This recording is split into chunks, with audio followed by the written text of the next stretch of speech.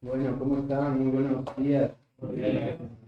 Realmente es un privilegio poder compartir con ustedes y hablar de este tema tan importante. Si ven, eh, es un taller que está lleno de hombres que entienden que el ministerio de jóvenes es, es muy importante.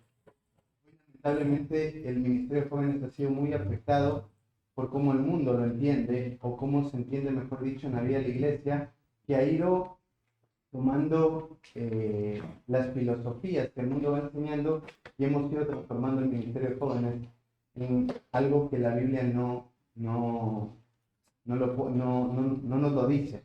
Entonces, lo que vamos a tratar en este taller es mostrar cómo se debe ver una filosofía ministerial bíblica en cuanto a la santificación en el Ministerio de Jóvenes, ¿sí? Así que para eso vamos a orar y dejamos este tiempo en las manos del Señor.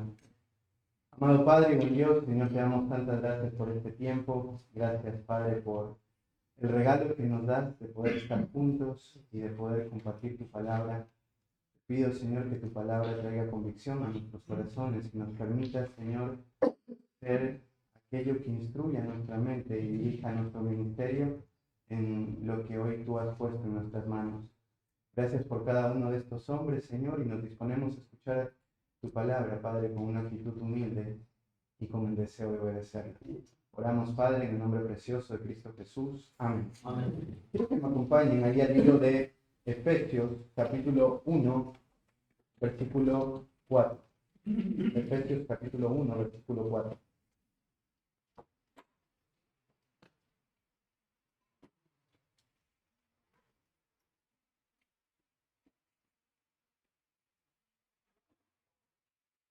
Dice así. Leamos desde el 3. Bendito sea el Dios y Padre de nuestro Señor Jesucristo, que nos bendijo con toda bendición espiritual en los lugares celestiales en Cristo, según nos escogió en Él antes de la fundación del mundo, para que fuésemos santos y sin mancha delante de Él. El apóstol Pablo, en el libro de Efesios, lo que va a transmitir en sus primeros 3 capítulos es mostrar la salvación en una perspectiva desde lo eterno, y ir avanzando hasta lo que sucede en una persona que ha sido transformada por medio del Evangelio. Pero aquí en este versículo 4 te dice el propósito de la elección de parte de Dios. Dice que nosotros fuimos elegidos para que seamos santos y sin mancha. Este es el propósito por el cual Dios nos escogió, Dios nos eligió. Ahora, la herramienta o el entorno que Dios utiliza para que esto suceda es la iglesia local. Los principios ministeriales que hacen que gobiernen un ministerio tienen que ir enfocados en eso. El ministerio es aquello que Dios nos ha dado como una herramienta para acompañar a las diferentes etapas de la vida o a las diferentes personas que asisten a cada ministerio para guiarlos hacia la santificación. Entonces, el propósito del ministerio es poder equipar a los santos. Cuando esto no es lo que pasa en el ministerio, lo que hace es que el ministerio se vuelve pragmático. ¿Qué significa esto? Que lo que terminamos haciendo en el ministerio es simplemente lo que funciona. En vez de ser fiel a los principios bíblicos, lo que terminamos haciendo es todo lo que es llamativo, atractivo, lo que vemos que capta la atención de las personas, y vamos relegando cada vez más la escritura. Y como les decía al principio, hoy los ministerios de jóvenes están dados en este entorno. Lo que se enseña constantemente son formas de capturar a los jóvenes para que puedan estar en la iglesia. Entonces, permíteme darte ejemplos. Hacer reuniones a las 10, 11 de la noche para que no se vayan a un boliche, hacer varias reuniones con diferentes temas para tratar a los jóvenes que puedan venir, no sé, tarde de fútbol, de pileta, de pizza. Y aunque no está mal eso, el problema es cuando eso se vuelve en el enfoque, no la herramienta, sino en el enfoque que yo quiero para atraer a las personas. Y cada vez voy relegando lo que la Escritura dice. El ministerio tiene como propósito eso, ser una herramienta para poder guiar a aquellas personas que asisten al ministerio a ser santas y sin mancha. Entonces, el ministerio de jóvenes, antes, no sé, del año 1900, era un semillero de hombres y mujeres piadosos. Hoy lo que se ha convertido en ministerio de jóvenes es en un entorno donde lo que gobierna es el entretenimiento. Y queremos ver qué significa decir que cómo el ministerio de jóvenes tiene que guiar o ser guiado a este plan de que sean santos y sin mancha. Acompáñenme ahí a un pasaje, Tito, capítulo 2, versículos 6 al 8, y es el pasaje que vamos a estar estudiando para tener una perspectiva clara en cuanto a cómo trabajar o cómo acompañar a los jóvenes en la santificación. Dice así: exhorta a sí mismo a los jóvenes a que sean prudentes, presentándote tú en todo como ejemplo de buenas obras, en la enseñanza mostrando integridad, seriedad, palabra sana e irreprochable, de modo que el adversario se avergüence y no tenga nada malo que decir de vosotros. Esta es una de las cartas que el apóstol Pablo le escribe a uno de sus delegados apostólicos, a Tito. Y uno de los propósitos es que Tito pudiera establecer ancianos en las iglesias, para que éstas dejen de ser deficientes. Pero la tarea de él, mientras estas iglesias eran equipadas con ancianos o iban acompañando a aquellos ancianos en cada iglesia, era él seguir enseñando la sana doctrina. Ahora, cuando hablamos de la sana doctrina, no solamente nos estamos refiriendo a ser precisos a la hora de transmitir verdades doctrinales, sino que nos estamos refiriendo a cómo las verdades doctrinales tienen un impacto en mi estilo de vida. Entonces Pablo le dice a Tito que él tiene que seguir enseñando la sana doctrina en los diferentes grupos de las iglesias, en las diferentes personas que están en la iglesia. Entonces le habla sobre los ancianos, sobre las ancianas, sobre las mujeres jóvenes que están casadas, y termina hablando sobre los jóvenes, ¿sí? Entonces, este texto nos va a explicar dos cosas en cuanto al ministerio de jóvenes. La primera, cuál es la meta que un pastor debe tener a la hora de pensar en el ministerio de jóvenes, y también nos va a mostrar el proceso por el cual debemos ir guiando a los jóvenes para que estos sean esto que nosotros deseamos. Sean jóvenes que estén buscando la santidad, sean jóvenes que estén creciendo y madurando. Así que el primer punto es guiando a los jóvenes al dominio propio. Si nosotros podríamos darle una traducción un poco más certera a esta primera parte del texto, podría verse así: a los jóvenes de la misma manera exhorta hacia el dominio propio. El apóstol Pablo les dice de la misma manera, porque ya habló de los grupos anteriores. Ya les dijo que su función era que cada uno de estos grupos pudiera adornar la doctrina de Cristo. E iba a ser adornada la doctrina de Cristo cuando estos vivieran bajo el rol que Tito estaba exhortando a cada una de esas etapas. Entonces, ahora va de la misma manera con los jóvenes. Ahora, lo primero que tenemos que establecer es a qué nos referimos con la palabra joven. ¿Sí? ¿A qué nos referimos con la palabra joven? Cuando se utiliza esta palabra en el original, tiene un amplio rango de edad. El rango de edad es muy amplio. Por ejemplo, a Pablo le dice a Timoteo, y en 1 Timoteo 4:12, ninguno tenga en poco tu juventud, sino que sea ejemplo de los creyentes en palabra, conducta, amor, espíritu, fe y pureza. Cuando Pablo le escribe esto a Timoteo, Timoteo tenía aproximadamente 40 años.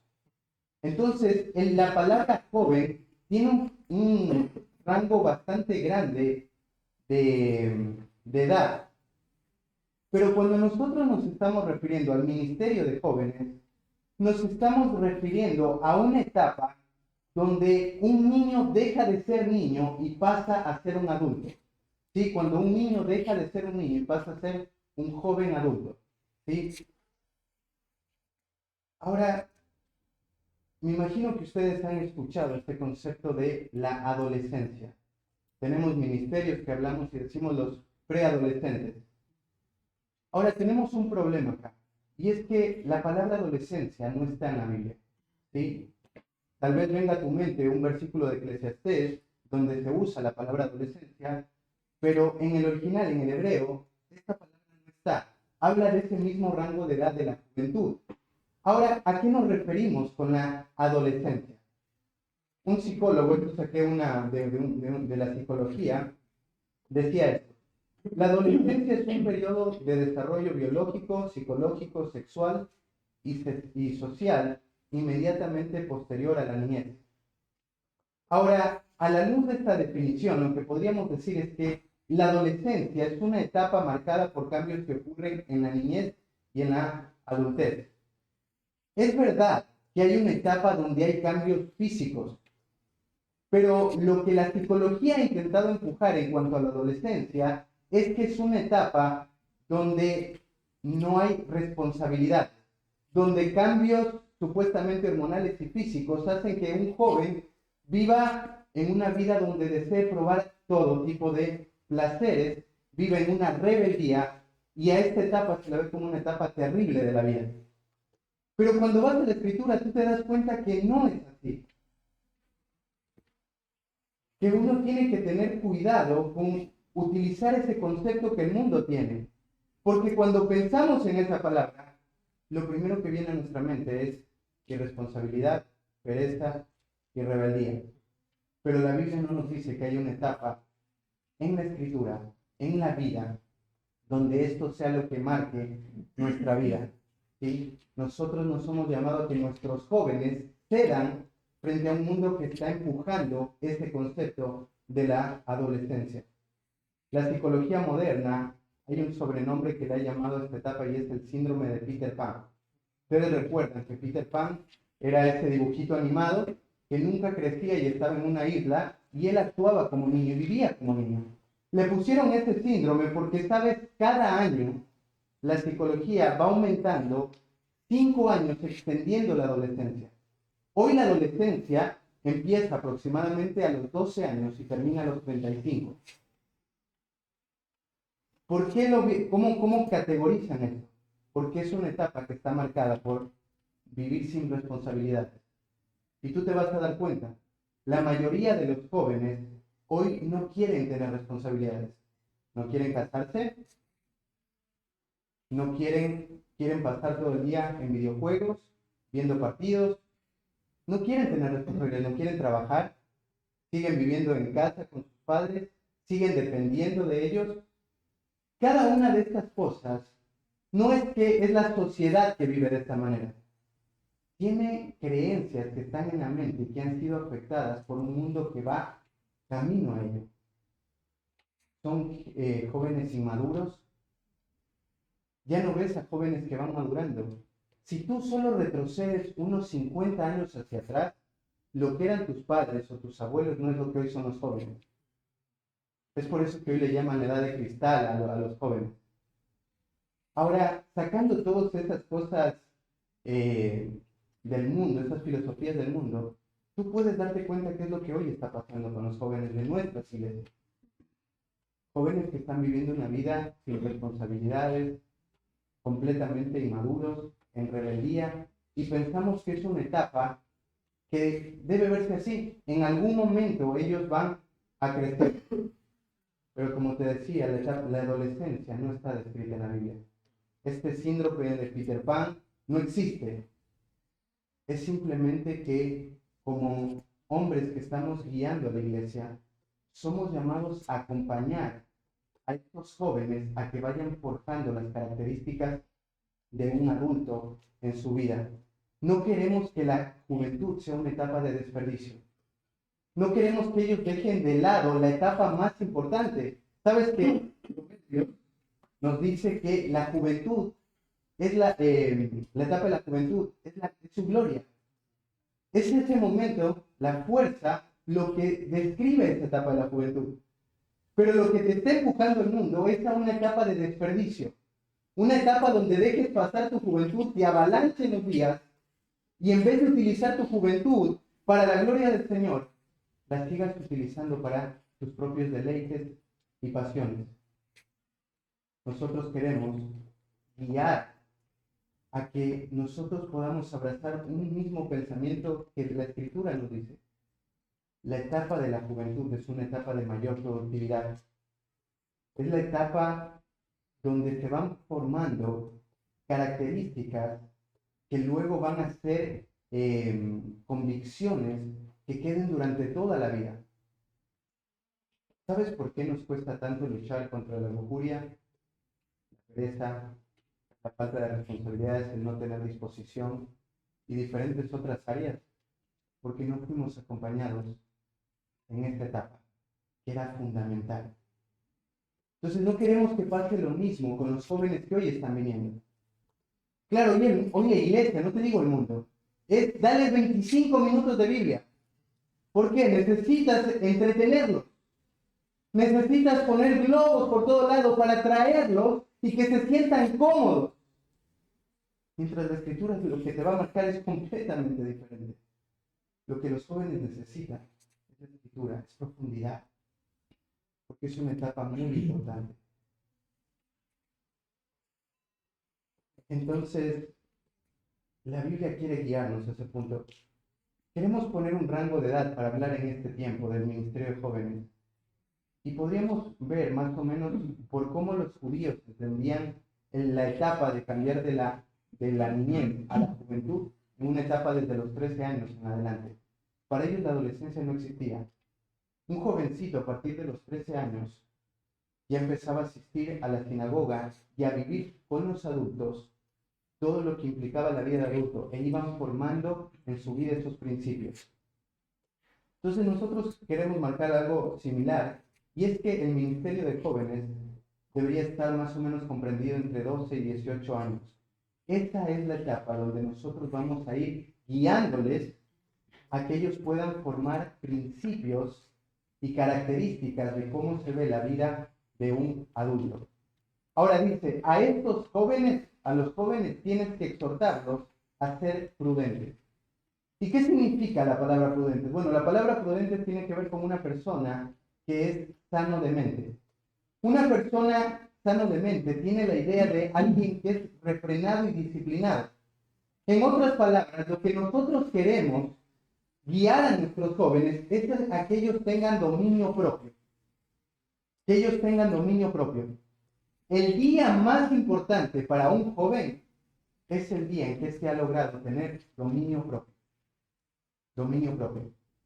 Entonces, el ministerio de jóvenes va guiando hacia ese punto, hacia el dominio propio.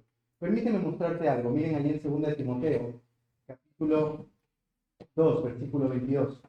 2 Timoteo, capítulo 2, versículo 22.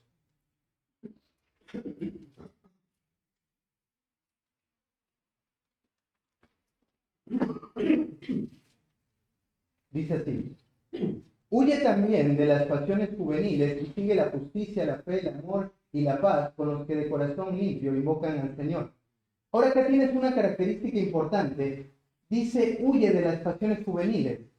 Pero ¿por qué esta característica? ¿Por qué le añade este adjetivo juveniles a la palabra pasiones?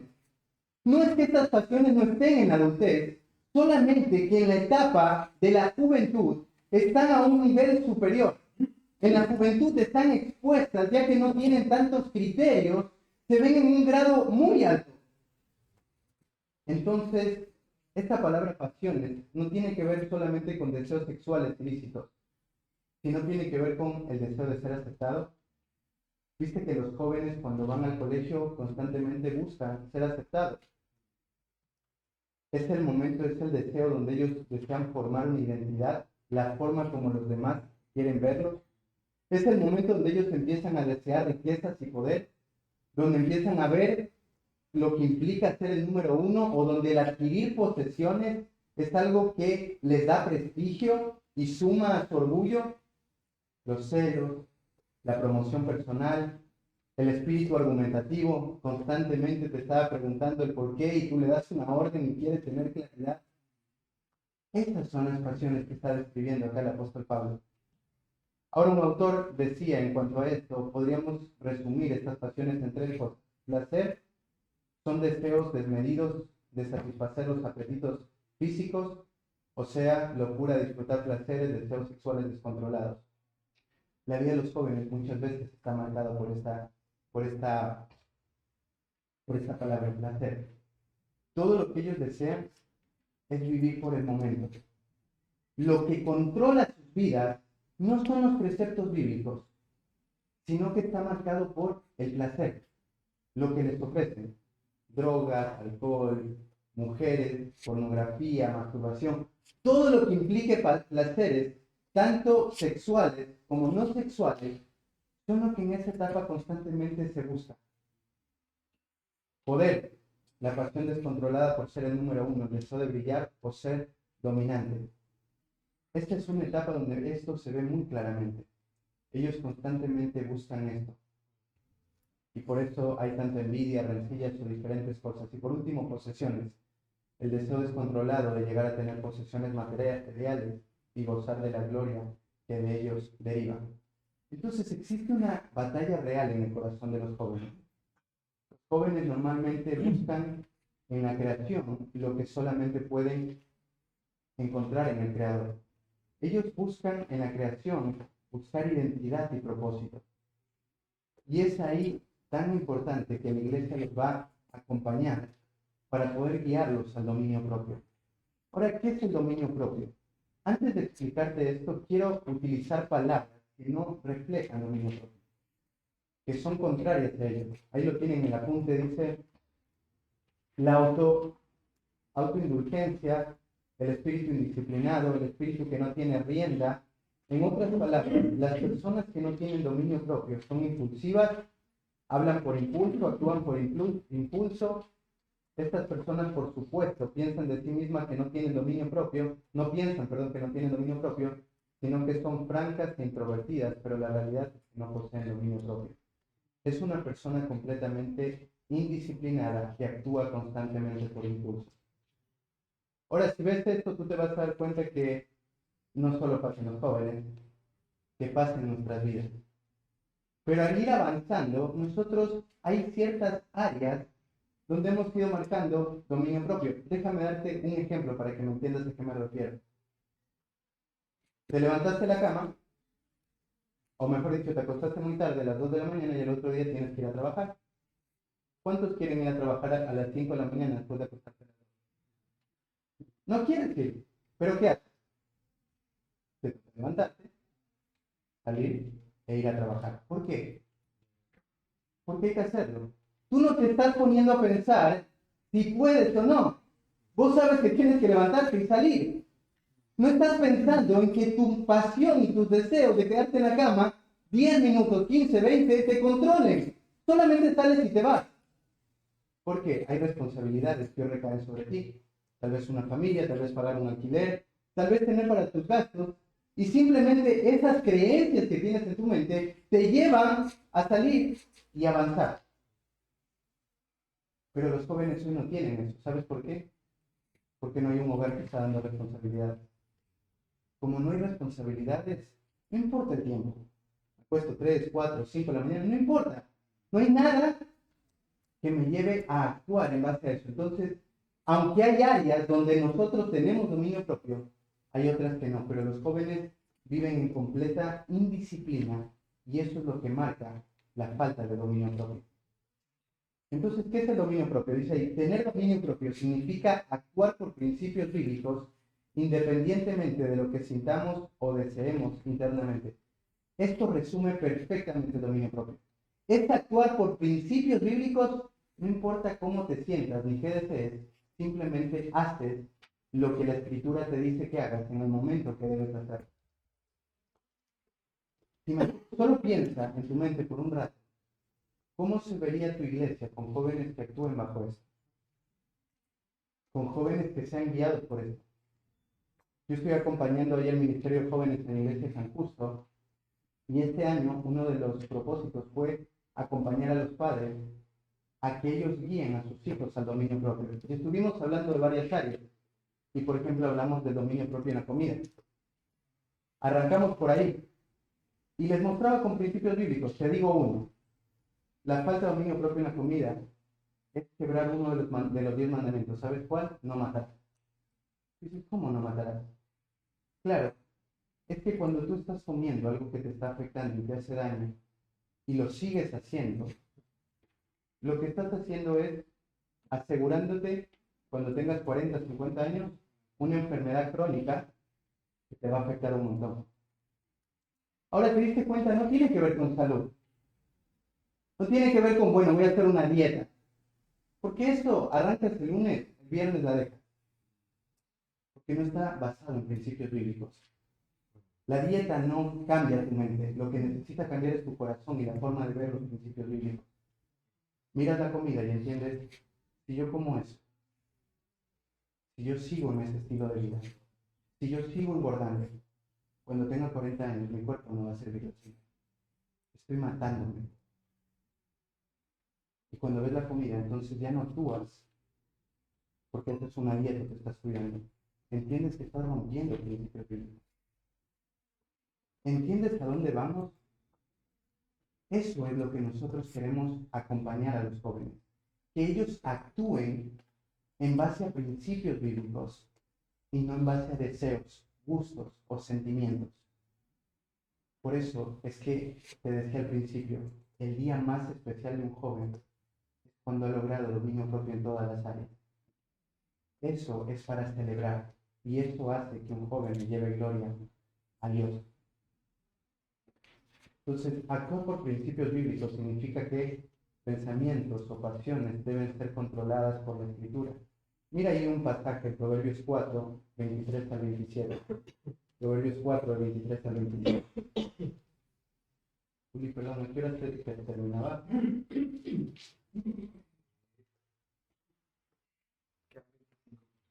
Vale. Dice así, sobre toda cosa guardada, guarda tu corazón, porque de él mana la vida. Aparta de ti la perversidad de la boca y aleja de ti la iniquidad de los labios. Tus ojos miren lo recto y diríjanse tus párpados hacia lo que tienes delante. Examina la senda de tus pies y todos tus caminos sean rectos. No te desvíes a la derecha ni a la izquierda, aparta tu pie del mal. Sabes, hay muchas personas que utilizan este versículo para decirle, ten cuidado con esta relación, guarda tu corazón. Pero tú te das cuenta de lo que está diciendo este versículo. Salomón está guiando a los jóvenes a madurar. Y una cosa que le pide es que guarden su corazón. ¿Qué significa guardar el corazón? El texto lo dice, aparta de ti la perversidad de boca. ¿Quieres guardar tu corazón? Ten cuidado cómo hablas. Aleja de ti la iniquidad de labios. Está haciendo este es un paralelismo sinónimo. Tus ojos miren lo recto y dirijan tus párpados hacia lo que tienes delante. Ten una meta fija hacia dónde te diriges. Todos tus caminos sean rectos. No te desvíes ni a la derecha ni a la izquierda. Lo que está hablando es todos tus miembros tienen que ser dirigidos por la sabiduría y eso es guardar tu corazón. ¿Entiendes? La escritura va dando pie a cómo debe dirigirse mi vida. Proverbios 16:32 dice, mejor es el lento para la ira que el poderoso, y el que domina su espíritu que el que toma una ciudad. Lo que dice este proverbio es más difícil adquirir dominio propio que conquistar una ciudad fortificada. Quien sabe controlarse y no entregarse fácilmente a las emociones, pasiones, complejos o apetitos, esa persona es verdaderamente fuerte. Esa es la persona que vive una vida de sabiduría. Entonces, esta es la meta del ministerio de jóvenes. Guiarlos hacia el dominio propio. Yo no puedo administrar ese ministerio como yo quiera. La Biblia ya me ha dado preceptos, me ha dado principios para cómo debe verse el ministerio de jóvenes. Yo no tengo que inventarme nada, no tengo que esperar que salga otro libro, otro bestseller que me explique, no tengo que ir a las grandes herramientas donde están 305 actividades de cómo entretener a los jóvenes. Tengo que guiarlos al dominio propio. Esa es tu meta, ese es tu propósito. A eso se encamina la iglesia local, a que sea esa herramienta que lleva a los jóvenes a la adultez. Y mira dónde terminaría esto. Mira en Proverbios 20:11.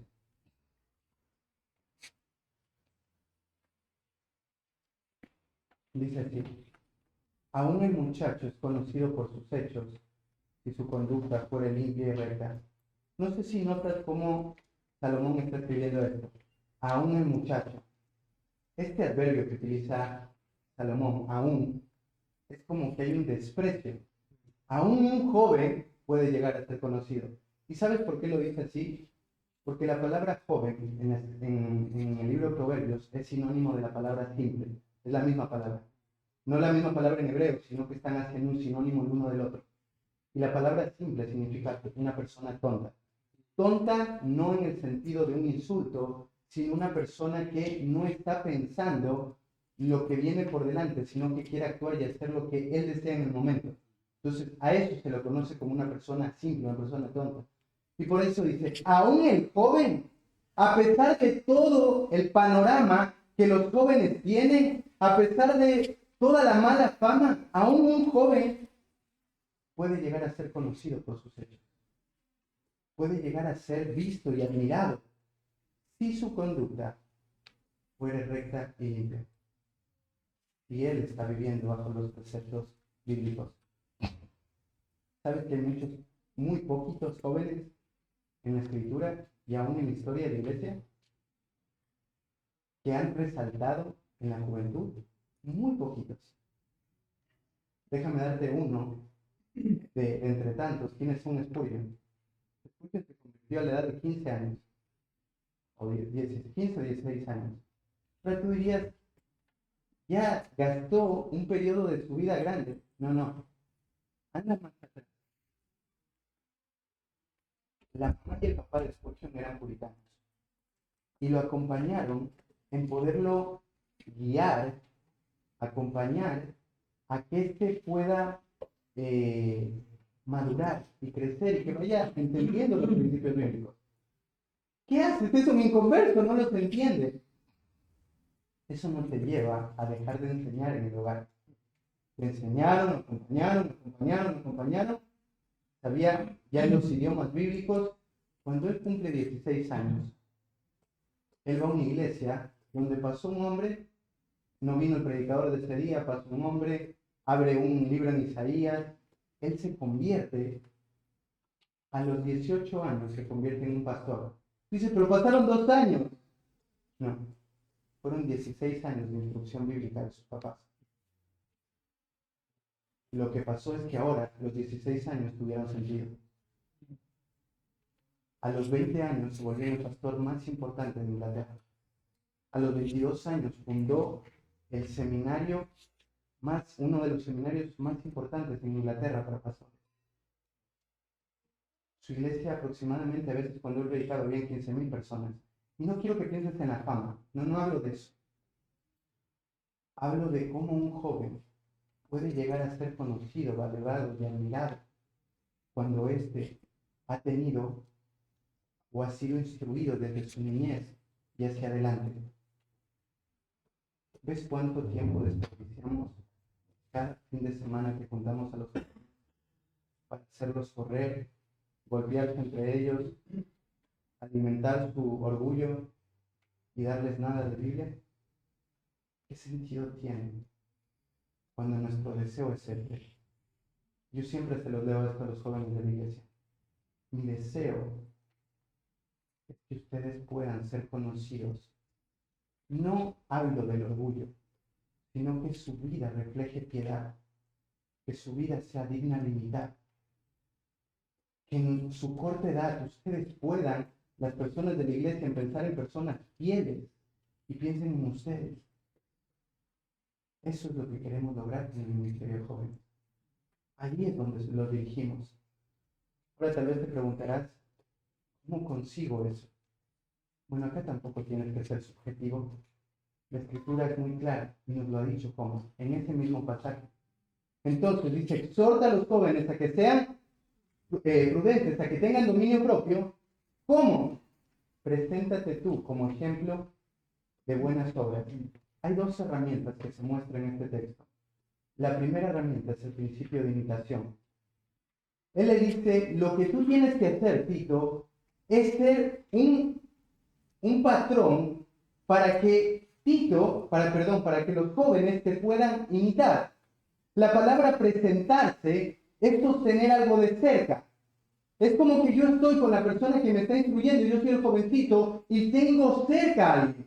Y dice, preséntate como un ejemplo. La palabra ejemplo tiene que ver con una persona que es un modelo, un patrón.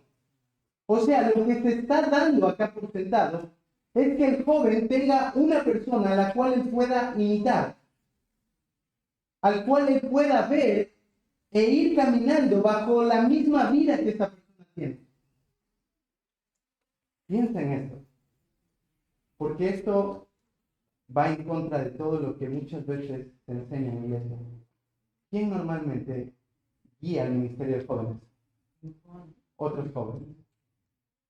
¿Y sabes lo que terminan teniendo es un ministerio lleno de jóvenes que no están madurando ni creciendo? Porque el que está acá adelante no es alguien maduro. Y aunque no lo creas, el pastor no se está dando cuenta de la importancia que ese ministerio tiene. Porque si el hombre que está acá adelante dirigiendo el ministerio no vive en ese dominio propio, los jóvenes van a hacer ese mismo patrón, van a seguir ese mismo camino. Y eso se vuelve muy peligroso. Los hombres que van a estar dirigiendo el ministerio de jóvenes tienen que ser hombres maduros, piadosos, que sirvan como un patrón al cual vamos a imitar y seguir. Imagínate la presión que carga uno, que los jóvenes se van a ver en todo. Esto no significa que no haya risas, no haya un chiste.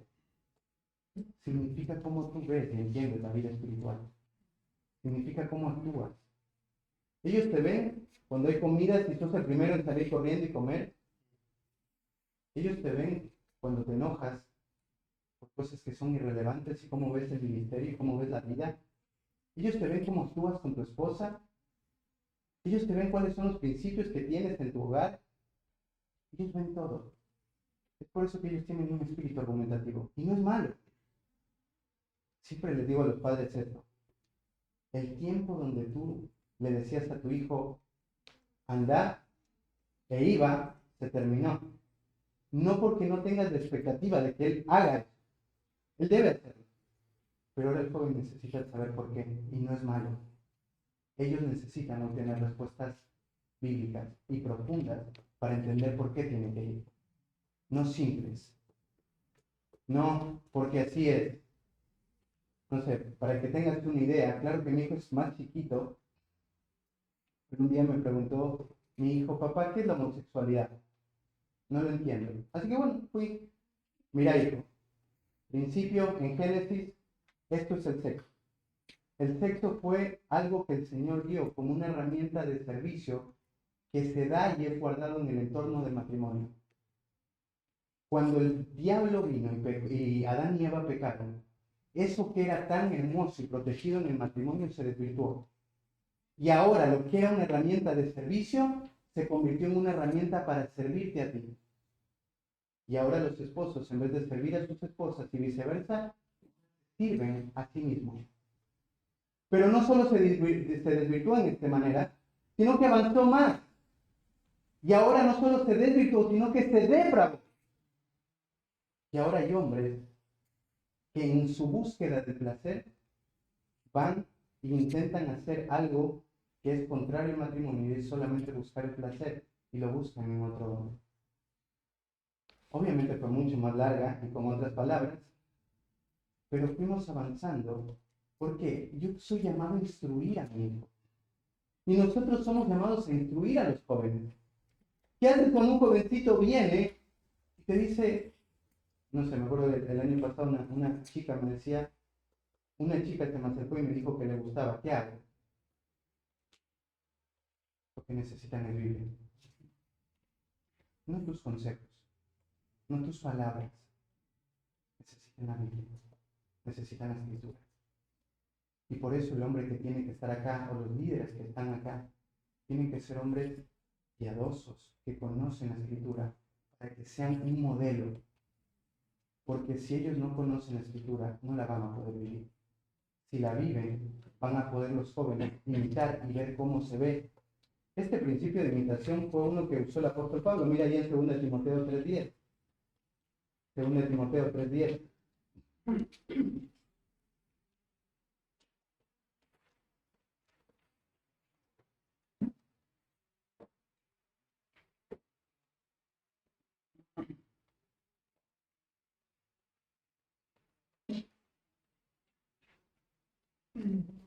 Dice así, 2 Timoteo 3:10. Dice, pero tú has seguido mi doctrina, conducta, propósito, fe, longanimidad, amor, paciencia, persecuciones, padecimientos, como los que me sobrevinieron en Antioquía, en Iconio, en Listra, persecuciones que he sufrido y de todas me ha librado el Señor. Pablo le dice, a diferencia de esos hombres que van en pos de sus propios deseos, Timoteo, hay algo que a vos te ha marcado. Y es que tú eres un seguidor. Acá el seguidor no es la palabra imitar, sino la palabra que me ha seguido. Significa estar lo suficientemente cerca para poder imitar. Estar pegado prácticamente. Ser muy intencional en observar para que esas características se formen en tu vida.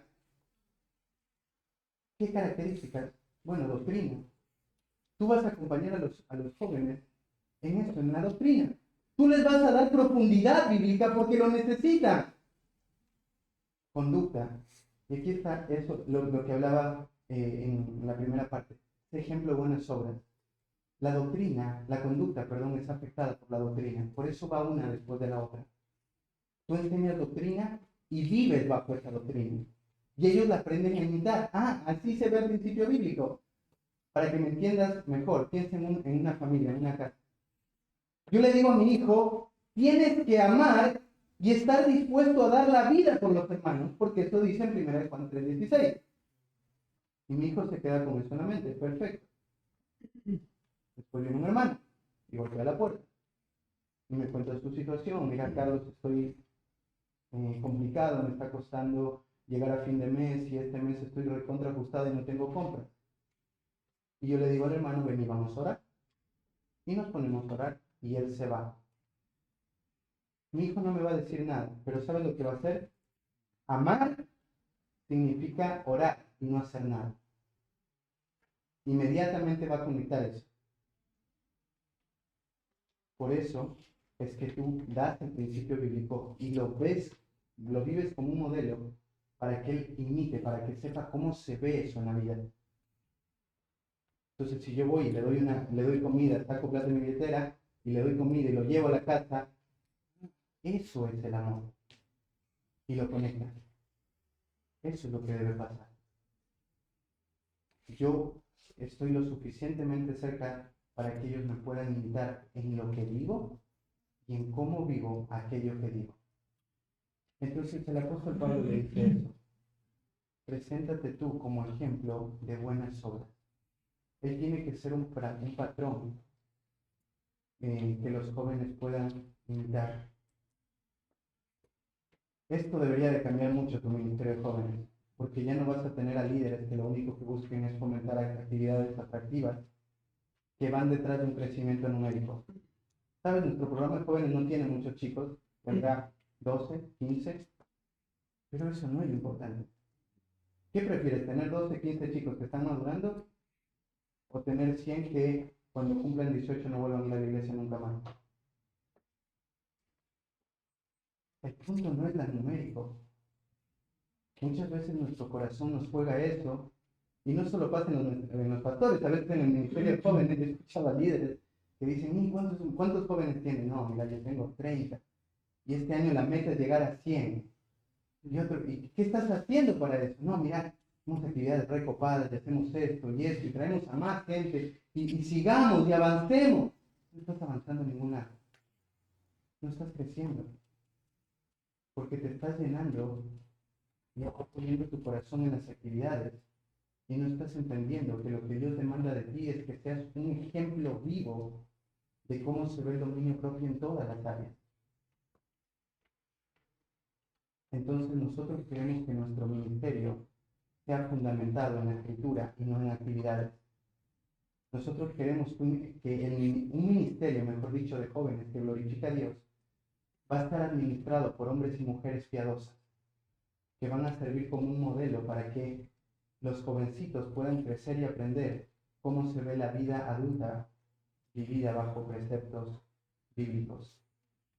¿Te imaginas eso, el impacto que va a tener en tu iglesia? Es impactante. Tú dices, pero es uno. Volvamos al ejemplo, piensa en Spurgeon, todo el trabajo que hizo. Uno. Y te puedo nombrar varios. Tienes a un Jonathan Edwards, también jovencito, influencia de su hogar. Y así hay varios en la escritura. Uno, sí, porque aún un joven puede ser llegado a conocido por sus hechos y su conducta por el requerido. Buscamos guiar a los jóvenes por medio de nuestro ejemplo, pero no se queda ahí. Dice, en la enseñanza, mostrando integridad y seriedad. Pablo no solamente le dice que la imitación es lo que va a acompañar a los jóvenes al dominio propio, sino la enseñanza. Los jóvenes necesitan contenido bíblico y teológico. ¿Sabes? Uno de los pecados más expuestos en la juventud es el rechazo a la enseñanza. Ellos no quieren la profundidad teológica. Ellos piensan que lo que nosotros les enseñamos es anticuado y ellos dicen, nosotros podemos enfrentar el día a día bajo lo que nosotros entendemos. Y no tienes idea cuánto afecta eso. Porque por esos principios, lo que muchas veces somos guiados es a dar mensajes vacíos y huecos, donde lo que transmitimos es filosofía humana. Y te digo, eso pasa un montón hoy en día. ¿De qué manera un mensaje atractivo que atraiga, que llame, que convoque a la gente, que los jóvenes se sientan que somos uno en lo que estamos diciendo? No, no. Predica la escritura. Sé fiel. Nosotros arrancamos el ministerio de jóvenes y hemos ido predicando, ya predicamos el Evangelio primero de Juan, la epístola primera de Juan, Santiago, y ahora estamos arrancando con el libro de Juan, con el Evangelio de Juan. ¿Sabes por qué? Porque muchos jovencitos no conocen a Cristo. Y yo quiero mostrarles cómo se ve el Evangelio en una persona que realmente lo ha creído. Y esas cartas están para eso. Así que la profundidad teológica es muy importante. ¿Sabes cuántos jovencitos me han dicho entendí el Evangelio en la reunión de jóvenes? Me di cuenta que no era salvo. ¿Viste los jovencitos que están abajo limpiando y todo eso? Son jovencitos de nuestra iglesia. Pero tú te vas a dar cuenta cuando hables con ellos. Preguntarles cómo luchan con su pecado. Preguntarles cómo ellos ven el orgullo, la ira. Preguntarles cómo lo evalúan. Y te vas a dar cuenta, hay principios y profundidad teológica que ellos lo están entendiendo. Estamos aprovechando para enseñarles cómo usar la gramática para el estudio de la escritura. Y se están esforzando por entender los casos de los sustantivos, por entender todos los modos de los verbos. Y se esfuerzan porque ellos lo tienen en el colegio. ¿Sabes lo que se ha vuelto para ellos la gramática en algo tan especial? Porque se dan cuenta del valor que tiene para la escritura.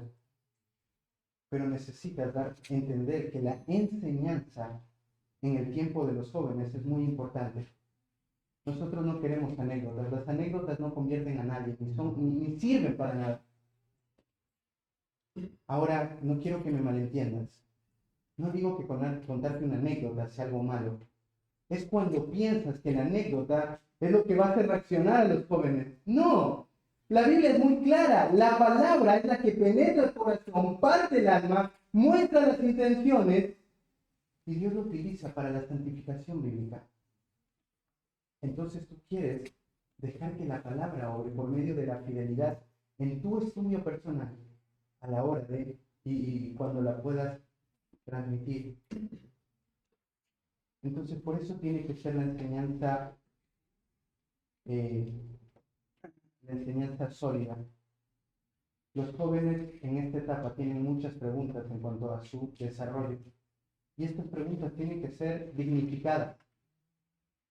Sabes, muchas iglesias no tienen esto como algo importante.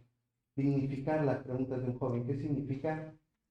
Poner esa pregunta en alto y responderla porque me importa lo que le está preguntando. Y no le voy a dar una respuesta simple. Quiero que él entienda todo lo que implica esta pregunta que hizo.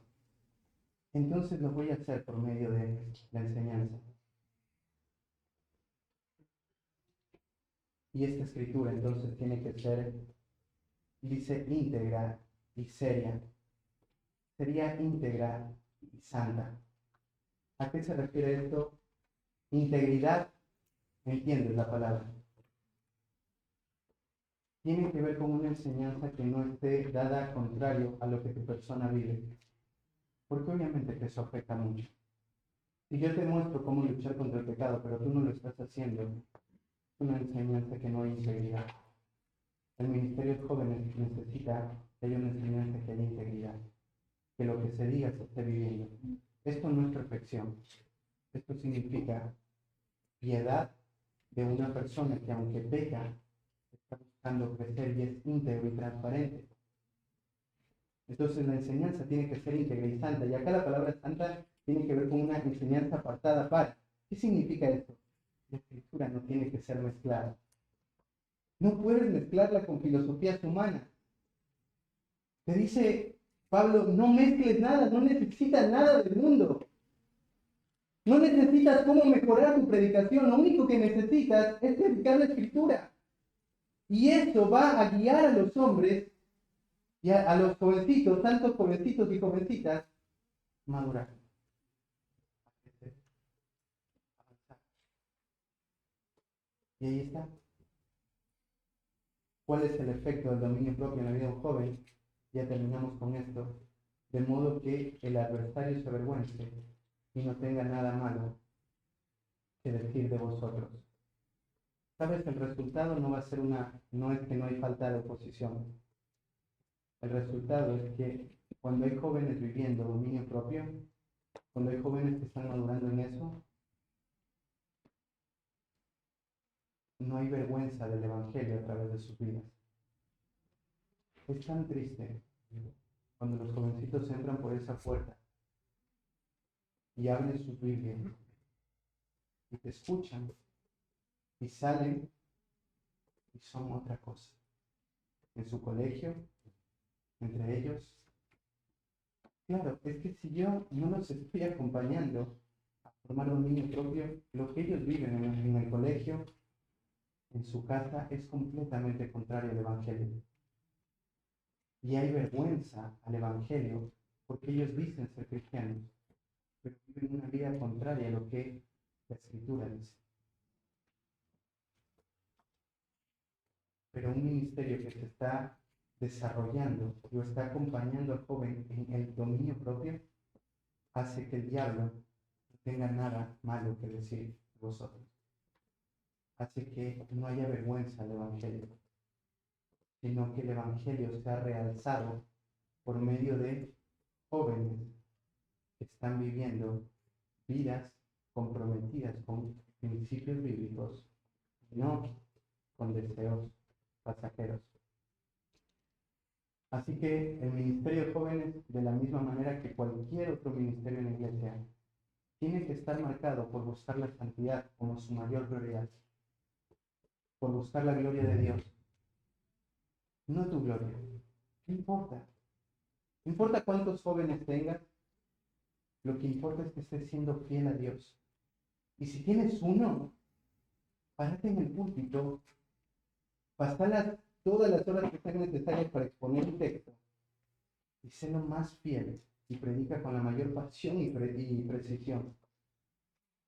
Porque no se trata de la cantidad, se trata de la fidelidad al Señor en hacer lo que Él te ha pedido que hagas.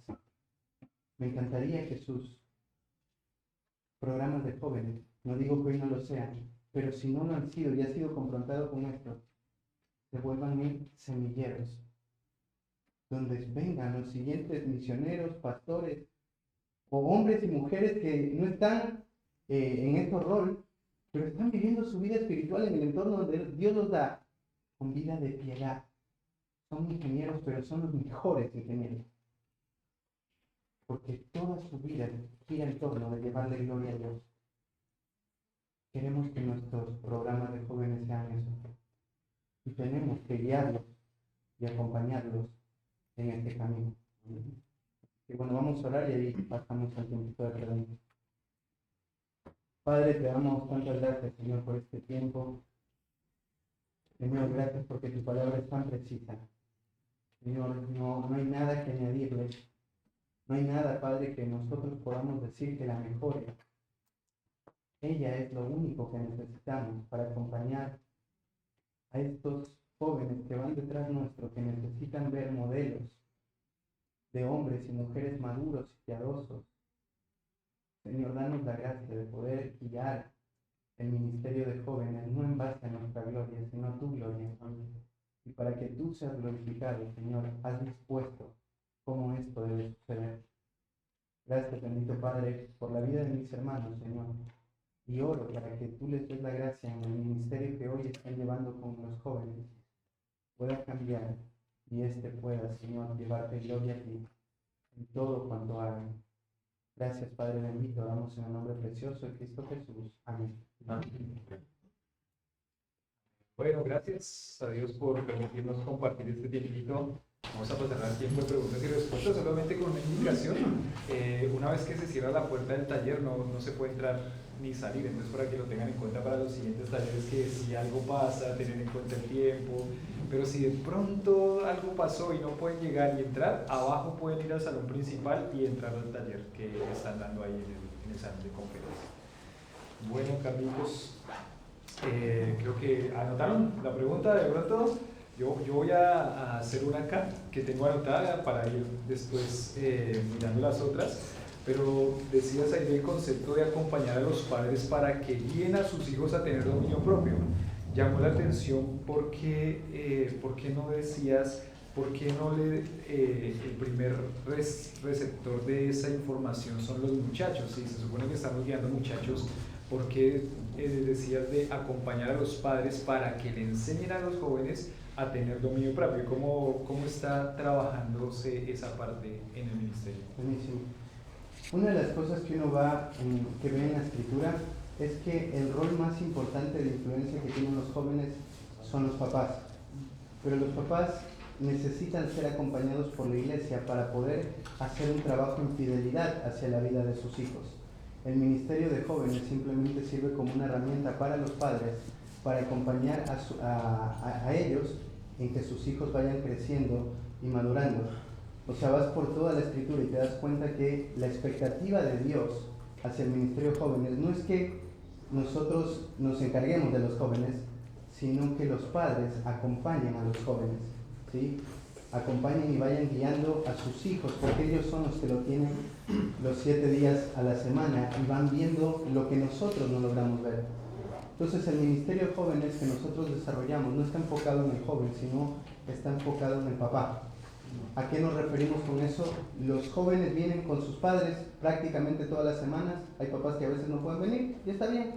Hay padres que vienen todas las semanas y quieren estar con sus hijos. Entonces ellos van aprendiendo y recibiendo la enseñanza. Una vez al mes tenemos reunión de padres y jóvenes y tratamos temas donde equipamos a los papás para que puedan hacer su trabajo en la vida de sus hijos.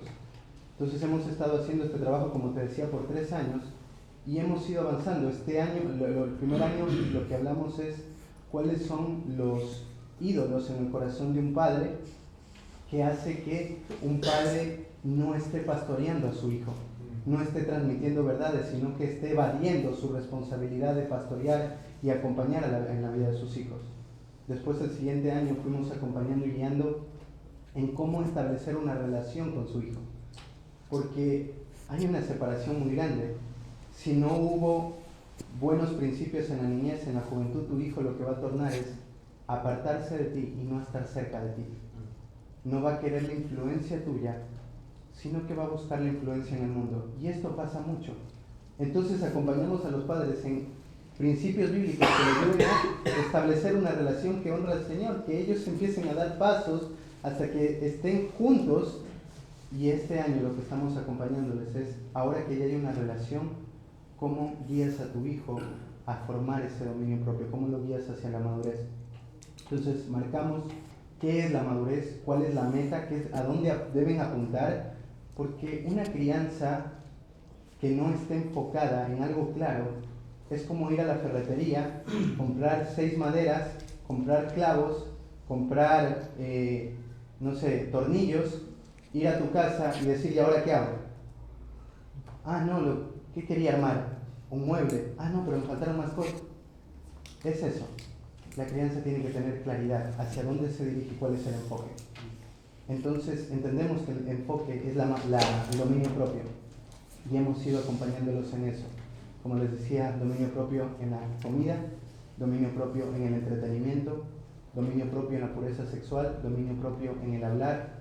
Todo eso hemos ido guiando para que los padres sepan cómo ir acompañando a sus hijos en estas áreas. Y ese es nuestro deseo. Entonces, es por eso que nos enfocamos en los papás, para que ellos sigan haciendo la tarea y nosotros solo seamos una herramienta para poder acompañarles a ellos. Sí. Carlos, siguiendo un poco el tema, ¿cómo haces ya que tenés quizás la mayoría, en los casos, papás inconversos?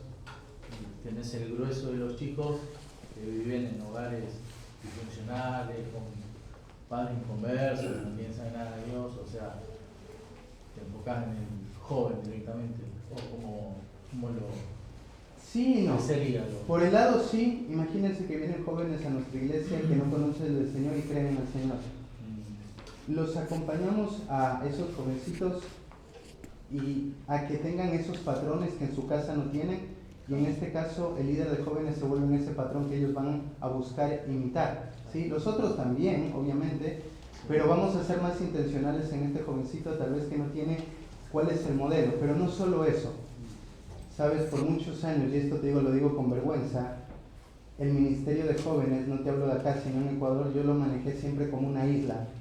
Como es el ministerio de jóvenes, el club bíblico y la cantidad de chicos y recontra desconectado de la iglesia local, eso no está bien.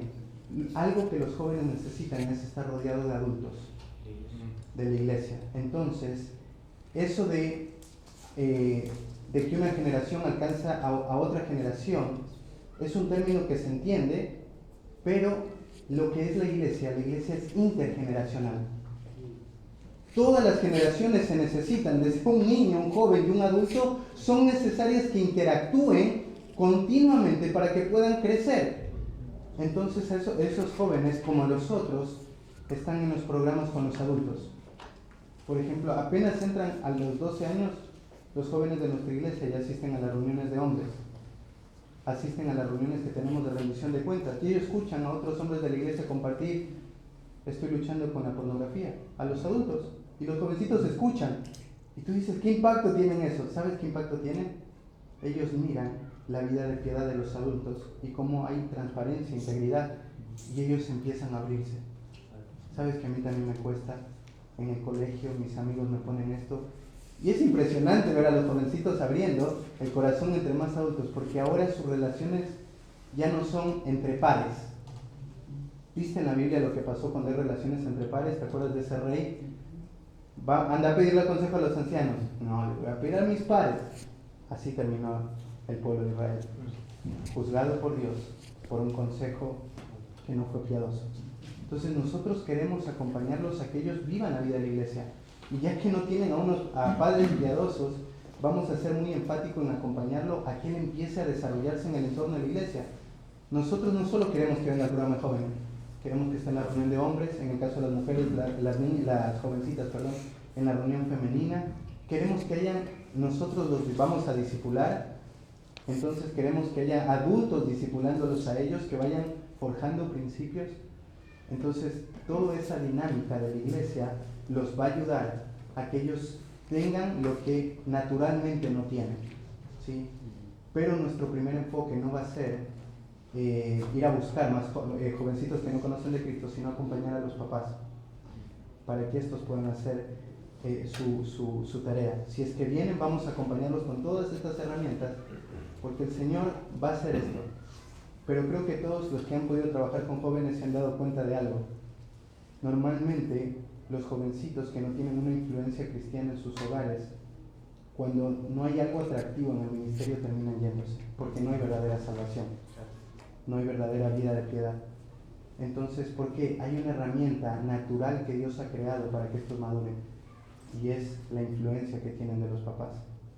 Entonces, un jovencito o jovencita que no tiene, va a ser un trabajo bastante intencional, fuerte, para poder en cierta manera suplir aquello que no lo tiene de manera natural. Y obviamente buscar en algún momento acercarte al papá. ¿Sabes que nos ha pasado que los jovencitos vienen y cuando hay reuniones de padres, jovencitos inconversos, dicen: yo no tengo a mi papá, ¿será que lo puedo invitar? Le digo, sí, invítalo. Y eso ha dado mucho pie a que los papás se den cuenta todo lo que no hacen en casa, y obviamente a partir de ahí les predicamos el Evangelio. Claro, no lo haces porque Cristo no está ahí. Y ha hecho que padres de jóvenes se acerquen. Y ahora empezamos a trabajar en los dos y se vuelve algo precioso. ¿Sí? Justo ahora tenemos un caso de 2 chicas que empezaron a venir y los papás vienen a la reunión de jóvenes con ellas y ha sido lindo porque ahora me están empezando a entender cosas. Y la otra vez nos hablamos con la mamá y nos hablaba de una situación de su hijita, nos decía, necesito que hablen. Y le dijimos, no, queremos que hables tú y estas son todas las herramientas que te vamos a dar para que tú vayas formando esa relación con tu hija. Y a medida que vayas avanzando, vamos a seguir acompañando a que tú puedas ir tomando ese rol. Y es lindo, el Señor va orando. Aquí, una pregunta. ¿Me podrían alzar la mano quién tiene preguntas para ir viendo? ¿Listos? Gracias. No, una pregunta. Perdón, sigue aquí. Sí, gracias. Sí, entendemos que la disciplina por el pecado de los jóvenes le corresponde a los padres, pero ¿cómo tratamos el pecado con un joven que asiste al ministerio, pero justamente cuyos padres son inconversos y no les podemos confiar una instrucción bíblica?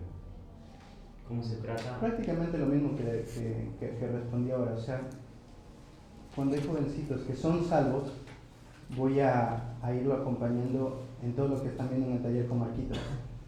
O sea, voy a darle todas las herramientas para que él batalle con el pecado. Entonces yo les voy a enseñar, ¿sí? No sé, si es el tema de la lujuria, voy a acompañarlo en el despojarse del viejo hombre, que reconozca todo el pecado en su vida, todas las marcas y todo lo que he ido dejando del pecado. Voy a acompañarlo en el renovar la mente para que a través de principios bíblicos entienda cómo debe verse en contra de ese pecado, y lo voy a acompañar con tareas para que él se vista el nuevo hombre, para que batalle con la lujuria y vea qué significa de manera práctica y palpable trabajar constantemente con él. No sé si está bien esa fue, no. Quizá más por el lado de situaciones puntuales que traen quizás, que dañan el contexto del ministerio de jóvenes. Quizás, no sé, algo que ha afectado a los demás, una situación que es evidente y uno la debe tratar quizás de manera formal. Por ejemplo, no se piensa en el caso de que quizás se forma una parejita, hicieron algo que no tendrían que haber hecho en el contexto del Ministerio de Jóvenes. Uno normalmente iría con los padres y le diría, mira, sucedió esto, ustedes instruyanlo y manejen la disciplina, cómo van a tratar con este pecado de su hijo. Pero ¿cómo haces para tratar una situación puntual que debe solucionarse y debe resolverse rápido con el contexto de padres que no entienden eso? Sí, la respuesta es larga, voy a tratar de resumirla, pero es bastante larga. Mira, piensa en esto. Primero lo que tendría que entender es si el joven es creyente o no. ¿Sí? Si no es creyente, yo no puedo seguir avanzando en el proceso de resolver esa situación, y ahora te explico un poquito más, sino que lo que utilizaría esa situación para exponer su corazón, su pecado, y mostrarle lo que el Evangelio le dice en la situación que está viviendo. Si él es creyente, voy a hacer lo mismo que con el inconverso, voy a mostrarle cómo debe él someterse a la Escritura, porque él ha afirmado que Cristo es su dueño y su Señor, y yo quiero que él entienda que el Evangelio reclama de él la obediencia que la Escritura pide de él. Entonces lo voy a acompañar, y una de las tareas en este caso sería que termine con esta chica, y a los dos les voy a dar instrucción bíblica. Si esto se ha agravado más, depende hasta qué punto llegó y qué están. Si estos jovencitos son miembros de la iglesia, entonces la herramienta que tengo es la disciplina eclesial, y yo iría por ese camino para poder acompañarlos a ser restaurados a esta pareja. Si no son miembros de la iglesia, son solamente asistentes al programa, voy acompañándolos con las herramientas que tengo. No hay disciplina, pero sí va a haber confrontación y ver cómo van respondiendo. Entonces, en base a las respuestas que van teniendo, lo que es el arrepentimiento y todo, sería como yo evalúo. Pero directamente, si no tienen los papás, voy con ellos y los voy acompañando y guiando a través del Evangelio para resolver esta situación. Si son miembros de la iglesia, avanzaría en una disciplina, obviamente bajo la supervisión de los ancianos. ¿Sí? ¿Se entiende? Dale. Sí, en cuanto a lo que se está viendo últimamente en el infantilismo o una cultura infantilista, Ok. ¿cómo se podría trabajar con esta generación? ¿Los damos por perdidos? ¿O la generación que ya pasó esta margen de edad que hemos estudiado? ¿O se les trabaja de una manera más intencional? ¿Qué tan intencional se podría Los hacer? jóvenes adultos. Claro. Bueno, lo que yo trabajaría con estas personas no estaban perdidos, ¿sí? Si no, nosotros también estaríamos perdidos. Pero sí los podríamos, son personas de la iglesia que están batallando hoy con cosas que no las han hecho.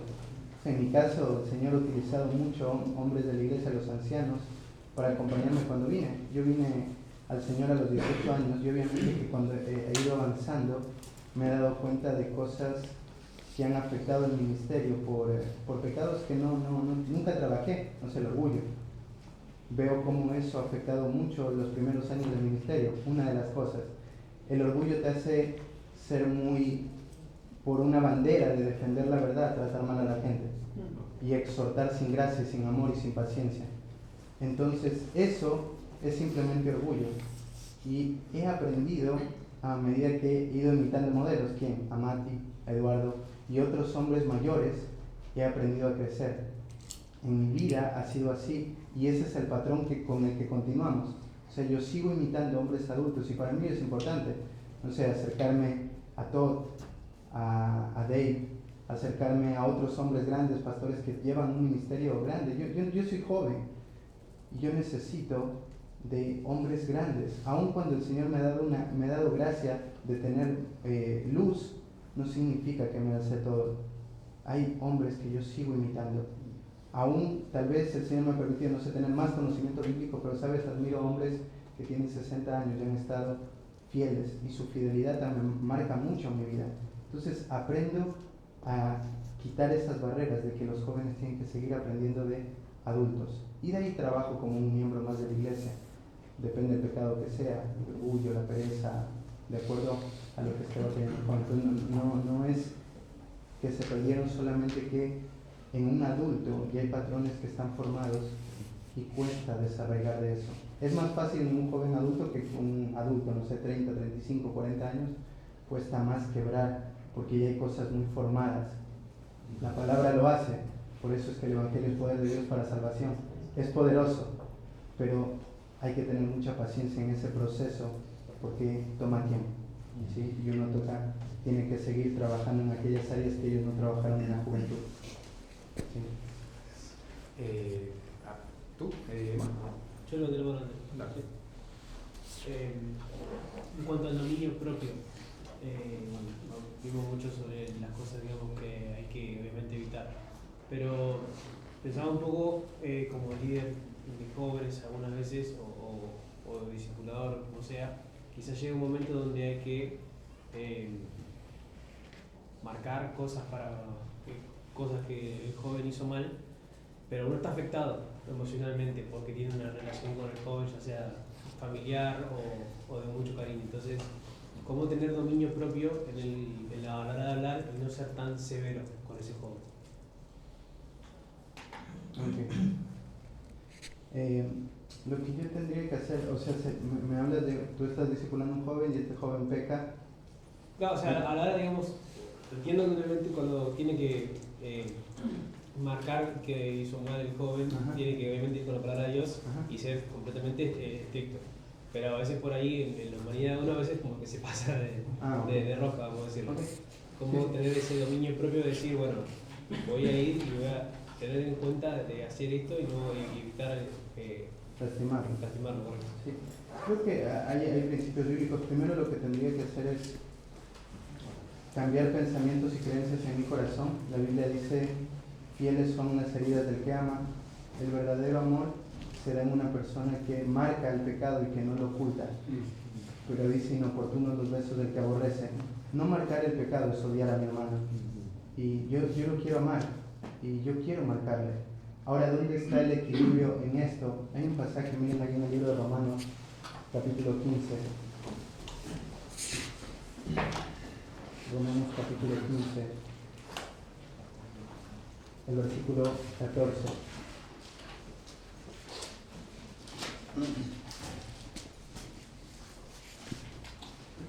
Dice así: pero estoy seguro de vosotros, hermanos míos, de que vosotros mismos estáis llenos de bondad, llenos de todo conocimiento, de tal manera que podéis amonestaros los unos a los otros. Acá hay dos características que se muestran, que son las que son utilizadas para poder amonestar a alguien. Dice que tengo que estar lleno de bondad y lleno de todo conocimiento. La palabra lleno acá es la palabra que se usa cuando Cristo les dijo a los discípulos que vayan y que estaban tan llenas que se les iba a hundir la barca. Entonces podríamos marcar que esta palabra tiene que ver con tienen que estar repletos de bondad. Y la bondad es algo que lo que hace es buscar el bienestar del otro y no mi bienestar. Cuando yo no estoy buscando el bienestar del otro es cuando yo termino siendo duro. ¿Por qué? Pienso que él me defraudó y se centra en mí y es un pecado propio que tengo que batallar. Pienso que mi imagen puede afectarse porque yo había puesto todas mis expectativas en que él madure y él me ha fallado y nuevamente son mi propio pecado que me hace no obrar en bondad. Entonces lo que hace la bondad es pensar en el bienestar del otro. Aun si te tratan mal, tú dices, yo estoy acá no para defenderme a mí, yo no estoy buscando derechos, yo no estoy buscándolo a él, no estoy buscando otra cosa. Me venía un pasaje ahorita de 2 Corintios, cuando el apóstol Pablo dice, yo no estoy buscando lo de ustedes, no los busco a ustedes. Es ese sentido. Yo no estoy buscando nada que me des a mí, sino que yo te estoy buscando a vos. Entonces muchas veces hay una exhortación no apropiada o no correcta cuando hay pecados internos que no me llevan a actuar en bondad. La bondad siempre busca el bienestar de la persona. Entonces, aunque me trate mal, yo estoy pensando, es su pecado, y yo lo amo, y voy a seguirlo acompañando, aun cuando me trate mal. No me voy a enojar. ¿Por qué? Porque no se trata de mí la consejería, se trata de él. Entonces yo tengo que estar repleto de bondad, ir con todo el deseo de buscar que él esté bien. Y ese tiene que ser el deseo. Y luego dice, tienen que estar llenos de todo conocimiento. Y esta palabra no es la misma palabra, la palabra llenos acá no es un adjetivo, sino es un participio y está marcando, ustedes están siendo llenados de todo conocimiento. ¿Qué significa? No lo sabemos todo. Creo que una de las marcas de amor es que cuando yo veo pecados y no sé cómo resolverlos, es la providencia de Dios que me lleva a estudiar ciertos temas para poder confrontar a mi hermano. Entonces, si no sé qué decir, no vayas. Estudia, sentate, lee, entendé qué vas a decirle, o pedí consejo a otros hombres para poderlo acompañar y guiarlo. Entonces tienes que estar siendo capacitado de tener conocimiento, lleno de bondad, y dice de tal manera que podéis, esta palabra podéis, ahora sí son capacitados. ¿Para qué? Para amonestar. Y esta palabra amonestar es muy importante.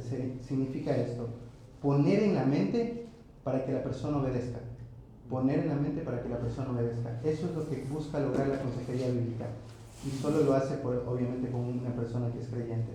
Tú vas a ir lleno de bondad, lleno de conocimiento, lo vas a poner en la mente de la persona, buscando que éste, frente a la Escritura, responda en obediencia. Entonces ese sería el proceso para poder acompañar a un joven en esa área. Gracias, Carlitos. Bueno, creo que por el tiempo no nos va a dar para tener más, pero igual ustedes pueden seguir preguntando, ¿no? Tenemos tiempo para compartir hasta hoy, hasta tarde, mañana. Si tienen alguna otra duda, ahí está Carlitos, ¿cierto, Carlitos? Sí. Para poder compartir.